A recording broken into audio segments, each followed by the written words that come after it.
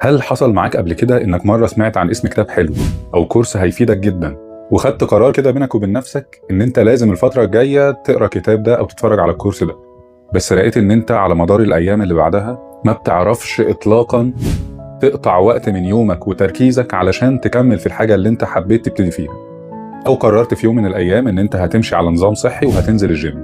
أنا خلاص جسمي مش هينفع يبوظ أكتر من كده وهاخد قرار النهارده، بس من أول بكرة بلاقي إني بضعف جدا قدام الأكل اللي بحبه وقدام إحساس الأنتخة المريح اللي بحسه بعد ما برجع من الكلية أو الشغل، فمش عارف أبتدي اللي أنا عاوز أبتديه. أو إني حضرت مؤتمر أو خلوة حلوة قوي وحسيت قد إيه مهم إن أنا أقضي وقت يومي مع ربنا في صلاة وقراية معينة، بس لقيت إني بعد ما رجعت الأيام العادية مش عارف برضو أقطع وقت أو تركيز لده. حاجة عمالة تعكر مزاجي وتركيزي كل ما أجي ألتزم بحاجة زي دي. الحلقة دي نقدر نقول عليها إنها شبه تكملة كده لموضوع الحلقة رقم 9 اللي هي كان اسمها غسيل مخ صحي. يا سلام لو عرفت ترجع تتفرج عليها تاني كده في السريع وجيت هنا نكمل مع بعض، هتبقى حاجة جامدة جدا. عموما احنا بنكمل على موضوع الحلقة دي وبنزود عليها شوية. كنا بنقول هناك في الحلقة رقم 9 إن احنا عقل كل واحد فينا بقى متبرمج بشكل ما وشغال تلقائيا في اتجاه مريح ليه، ومش معنى ان الاتجاه ده مريح ليا انه اتجاه في صالحي او بيبنيني او بيساعدني اطلاقا. بقى لو ركزنا كده هنكتشف مع بعض ان غالبا الحاجة اللي عقلي بيقول لي اروح في اتجاهها في كل مرة غالبا كده والله اعلم مش بيكون في صالحي خالص، مش بيكون حاجة بتساعدني اتبني او اتطور. بالعكس، المثال الاول اللي اتكلمنا فيه مع بعض كان عن عادات زي ممارسة قانون روحي، او اني امشي على نظام صحي وتمرين، او اني اقرا كتاب واتفرج على كورس. في مثال تاني ممكن يكون دماغنا متبرمجة جواه في اتجاه معين ومش بنعرف نتصرف بشكل كويس. مثال لطرق التفكير مثلا ان تكون دماغي واخدة على طريقة معينة في التعامل مع الامور، التعامل مع المواقف. يعني مثلا وارد اكون دماغي متعودة اني افكر بطريقة متحاملة شوية على اللي قدامي، مش بسهولة بقدر اديله اعذار ان يحصل موقف معين قدامي فدماغي تقول لي معلش ما هو ممكن يكون تعبان. لا، دماغي ممكن تكون متبرمجة في اتجاه عكس ده تماما، انها بتفسر لي طول الوقت المواقف بطرق تغلط الشخص اللي قدامي. ووارد العكس على فكرة، في اشخاص كتير دماغها بتبقى متبرمجة على لوم النفس والاحساس بالذنب، ما يعرفش يوازن الامور ابدا، هو دايما انا اللي شايل مسؤولية الغلط، انا السبب في ان احنا نوصل لده. وارد كمان كطريقة تفكير دماغي تبقى بتستسهل انها تصدق على الناس اي حاجة بسمعها. اول ما بسمع خبر ساخن كده سواء على صفحات سوشيال ميديا او حد صاحبي بيحكيها لي بميل لان انا اصدق، لان دماغي بتحب النوع ده من الاثارة. توابل كده حلوة لما بتتحط على اليوم بيكون ممتع اكتر، وده بيدينا كمان مساحة في قعدة الصحاب ان احنا نلاقي حاجة نتريق عليها ونتكلم ونبقى مبسوطين كده واحنا قاعدين مع بعض. فطرق التفكير دي مثال تاني للحاجات اللي ممكن تكون دماغنا بتجري مننا على اتجاه احنا ملناش ايد في اختيار. مثال ثالث في العلاقات، اني اكون اتبرمجت على الاحتياج لنوع علاقة معين فما بقدرش اشوفها او احلل مواقفها بشكل متزن، فيحصل موقف مثلا في تجاوز ضدي بس انا دماغي اتعودت تحلل المواقف اللي جوه العلاقة دي بشكل امن ما يخلينيش اخرج من العلاقة، فاقعد اقول لنفسي معلش اصل فلان بيخاف عليا، اصل فلان بيغير عليا، اصل انا اللي بستفزه. ده ما بيمنعش اني وارد اكون انا اللي بستفز الطرف التاني فعلا، بس انا بتكلم على حالة ان يكون شخص ما بيعرفش يفكر في الامور بتوازن، انما دماغه بتديله دايما الحل اللي يحافظ على العلاقة على استمرارها. تعالوا نتفق كده ان محافظتنا على كل الحاجات دي واستسلامنا للطريقة اللي دماغنا بتمشي بيها هيجيب اجلنا، وهنفضل نتفرج على حياتنا وهي بتجري من تحت ايدينا يوم ورا اسبوع ورا شهر ورا سنة. مين فينا مش بيتخض لما بيشوف هو عنده كام سنة دلوقتي ويبص ورا ويقول لنفسه كده انا عملت ايه؟ انا قضيت السنين دي في ايه؟ انا امتى بقى عندي عدد السنين ده؟ ومحدش هيشيل معاك ضريبة ضياع سنين عمرك غير انت والناس القريبين منك او الناس اللي انت مسؤول عنهم. انت وهم اللي هتحاسبوا على المشاريب. فتعالى نتفق مع بعض ان احنا لازم نوقف نزيف الوقت ده، نزيف الوقت والفرص. عشان كلامنا ما يبقاش سايح كده ومش عارفين نبتدي منين، تعالى نقول كده ان اول خطوة هي انك تمشي عكس دماغك. في كل موقف من المواقف اللي فاتت اللي اتكلمنا عنها دي انت محتاج تشوف دماغك بتقولك ايه دلوقتي وتمشي عكسها، شخصن الامور مع دماغك كده. انا قررت ان انا الكتاب ده لو قريته هيكون مفيد ليا، فدماغك هتقول لك هو انت عندك وقت؟ قول لها هنلاقي وقت. ال10 دقايق او الربع ساعة او النص ساعة اللي بكون في المواصلات فيها احط فيها تارجت لازم انجزه في الحاجة اللي انا محتاج انجزها. هل دماغي هتسيبني بقى وانا بنفذ الموضوع ده؟ اطلاقا.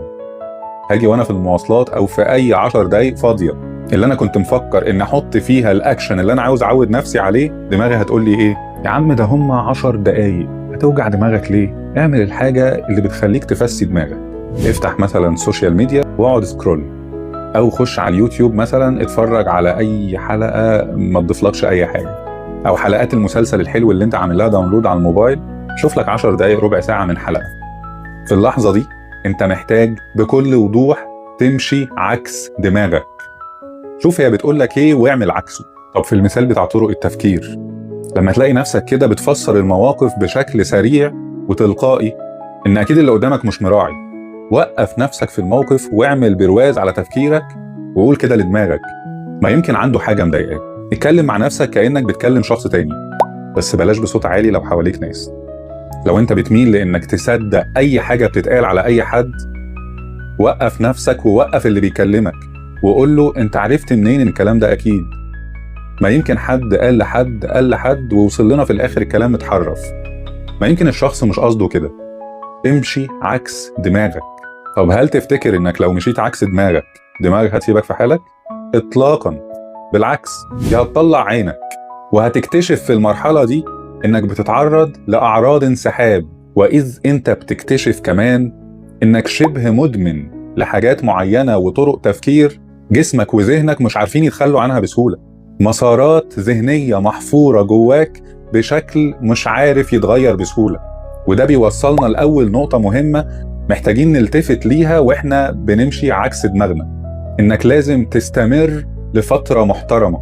تكوين اي عادة جديدة محتاج عدد من الاسابيع اللي دماغك فيه تقبل الطريقة الجديدة اللي انت بتحاول تتعامل بيها او تفكر بيها. فانت مش محتاج يوم ورا التاني ورا التالت تلاقي ان انت بتحس بملل فظيع ومضايقة فخلاص تفكك وتقول انا مش هينفع اتغير. لا خالص، هو الطبيعي ان انت تحس في اول فترة بملل وعدم قدرة على الاستمرار.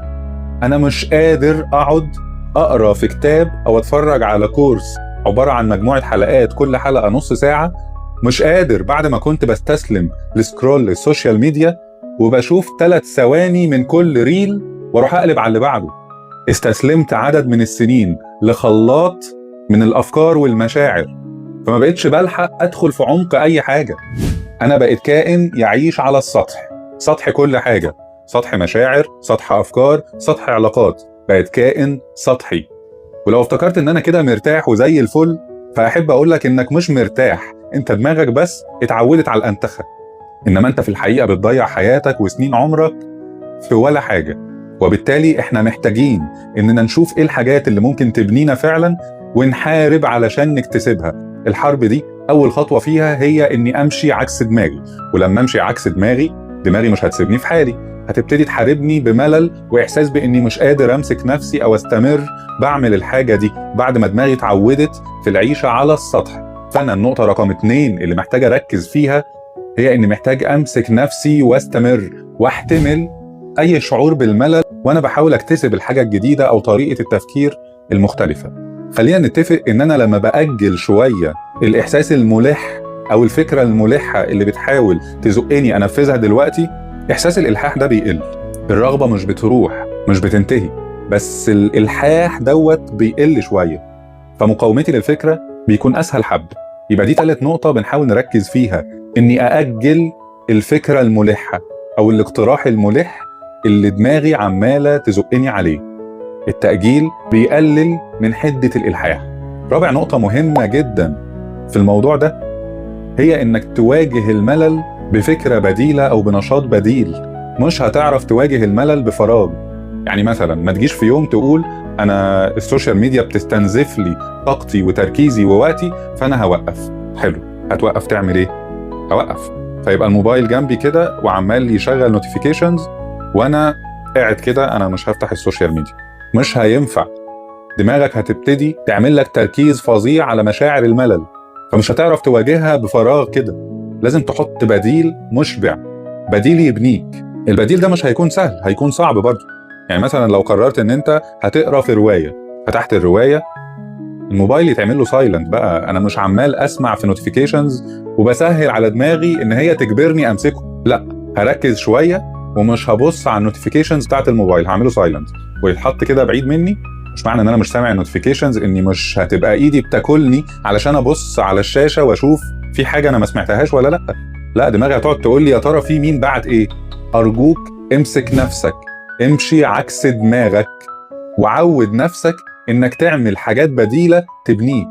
والحاجات البديله دي بقى ما تبقاش بتعملها بنفس السطحيه اللي انت اتعودت تعمل بيها بقيه الاكشنز الفتره اللي فاتت. انت محتاج تتعود تدخل لعمق تركيز وفهم. فلما تلاقي نفسك كده بتقرا مثلا في كتاب، لو خدنا موضوع القرايه كمثال، انت بتقرا وتركيزك رايح للموبايل ورايح للصوت اللي جاي من الشباك، حاول تفصل نفسك خالص وتدي لعقلك اوامر كده محدده. ما تبصش للموبايل، ما تركزش فيه، ركز في الجمله اللي انت بتقراها. ولو لقيت نفسك عديت فقره او صفحه وانت مش فاكر انت قريت ايه، فده معناه انك مشيت فيها بنفس السطحيه. ارجوك وقف وعيد تاني لغايه ما تلاقي نفسك فهمت واستوعبت اللي انت قريته. انت كده مبروك، بتعود دماغك على طريقه جديده يتعامل بيها مع المدخلات اللي انت بتدخلها له. بتعوده لاول مره ما يفضلش مستسلم للتشتيت، ما يفضلش ياخد كل حاجه بسطحيه ويقلب بعد 3 ثواني ويدخل في اللي بعدها. بتعوده يستوعب الحاجه، يمتص محتواها بفهم. هل بعد اول كام يوم محاولات فجاه المفروض الاقي فيه تحول حصل في طريقه تعاملي وطريقه اداء مخي مع الحاجات دي؟ لا خالص. توقع تطور بالتدريج، زي اي حاجه في حياتنا عاوزينها تتطور، وزي طبيعه اي نمو في حياتنا، التدريج. توقع انك بعد اسبوع تبقى احسن من اول يوم، توقع انك بعد شهرين تبقى احسن طبعا من اول اسبوع، توقع انك بعد 6 شهور وسنه تبقى احسن بكتير. بس بلاش ترهق نفسك بالتوقعات الغير منطقيه. التغيير والتطور بيجي بالتدريج. شكرا على وقتكم واشوفكم على خير.